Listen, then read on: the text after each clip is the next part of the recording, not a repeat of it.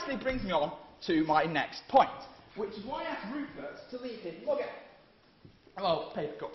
And as I was sat at the secretary's desk, I looked at this mug, and I thought, this drink is hot. And I thought to myself, why have Pret printed this drink is hot upon this paper cup? And I thought, aha, it's entrepreneurship.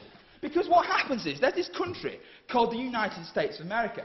And in the United States of America, there are lots of people who think to themselves, I know, I can make a lot of money, because I can drink from this cup of Pret coffee, and I can burn myself, and I can then go, oh my God, Pret, you didn't tell me that it was hot, therefore it's your fault. I think that is quite entrepreneurial. I think that from an entrepreneurial viewpoint, that's quite clever, but I don't think that anyone can argue that suing Pret for £5 million because you're a muppet can be used to justify social inclusion. I think actually, on its own, that could probably win the case, but we'll see.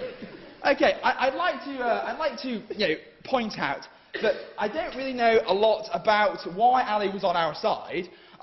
I would like to distance myself quite a bit from his comments, particularly the idea that we don't know what the Beatles are called anymore. I thought that was quite an interesting point. I'd like to know what he thinks we call them now, but Ali said that whatever they're called now, I think they're still called the Beatles. I just thought that was worth pointing out. They're called Oasis. No, that's sort of the Beatles Mark II. I mean, Beatles 2.0. I mean, Okay, then I was a wonderful comment about the backstreet guy who doesn't get into Cambridge, and he then can't go off and work for like a big four firm like Accenture, like whoever. I want to point out something about backstreet guy that goes to Thames Valley University. The backstreet guy that goes to Thames Valley University, that's quite bright but not particularly academic, so he only goes to Thames Valley University, will get a 2-1, right? He'll get a 2-1, and he will be able to go and work for Accenture. Accenture will at least look at him. They'll look at him and go, actually, you're quite bright. You appear to have a bit of, entrepreneurship about you. Yeah, we'll take you on. They'll look at me, and they'll go, Mr. Robinson, yes, you basically ran the union for a year, and you got a 2-2. Oh, you're pretty thick then, because Thames Valley 2-1 is better than the Cambridge University 2-2. And I think that does actually point out that just saying, oh, what to do, you got to Cambridge. If you got to Cambridge and, you screw up. Can I make a point of information? Go on. You still have a chance because they don't conduct psychometric testing. It's not helpful. I didn't make it that far. So despite the fact I've got 500 UCAS points, or 600 UCAS points, I don't have the 2-1. No, it's which comes up typically a 2-1. Oh, that's not bad. Actually, I might apply to Accenture then. Could you give me one of the only firms that I can actually work for at the Little moment? chance.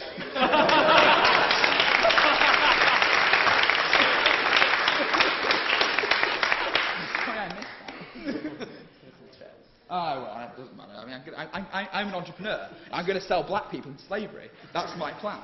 Right, so I drink from that cup. It's the same confusion between entrepreneurship and criminality that you'll find in trouble. Oh, are you implying that when the slave trade started, it was illegal? That was 300 years ago. Yeah. The point is, no one does anything that isn't yet criminal, which is going to become criminal, unless it makes them a shitload of money. But it makes other people money as well. Why not?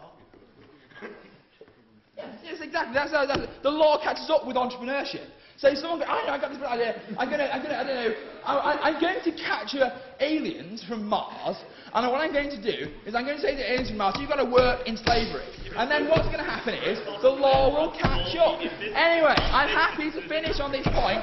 I've clearly won because I can shout louder than you. Okay. I thought it was quite fitting for me, a white Anglo-Saxon male member of the Anglican Church, I do speak like I'm from the north because I am. I'm not quite a southerner, well, I'm not even close to being a southerner, but I'm almost, the group of people that do quite well. And it's particularly given my dress. So what I thought I was going to do was I thought I'd undo my bow tie, and I tucked my socks into my trousers, or trousers into my socks, and I was going to wear a baseball cap, but unfortunately I left it behind. In the asylum. It's a real shame. Yeah, so as you can see, you know, I now look like your typical gangster. Right, now,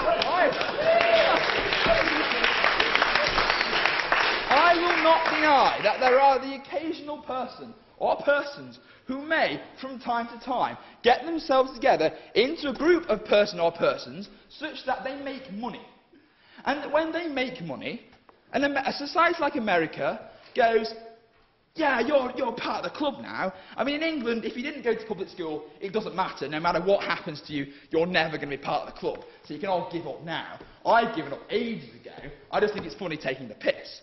So, okay, so I don't deny that that's true. I think that for some people, you know, they are going to make money. But I think that it is true that it will always be the case that the people who make the most money, most of them have made most of their money from taking advantage of most of the people most of the time. Now, I do issue that with a slight caveat, which is that, of course, as a mathematician, I must accept that it would be the case that each of those mosts would in fact be the case if each of them was only just over half, and there are so many of those mosts, that would then mean that they were then less than 1/16th, but I appreciate that that would have gone all over the top of nearly all of your heads most of the time. And so, I can conclude that therefore, it is quite likely that less than 1/64th of the people in this audience will have understood what I was talking about, and therefore most of those will, I accept, vote against me, despite the fact that I made the strong argument because I used all these mosts. In which case, I can guarantee that from time to time there is a possibility that one of you may actually vote against me on that point. But I don't think you will. I think you'll vote with us. I think Rupert is far and away the best speaker this evening, and I think that you should vote with us just because we're right, they're wrong, and I try to dress up.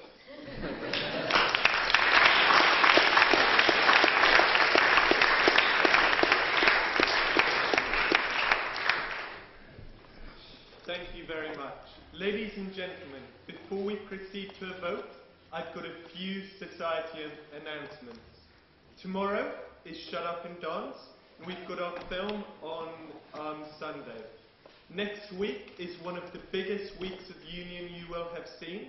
On Monday, we have Colonel Gaddafi fight two-way video link. On Tuesday, we have James Watson.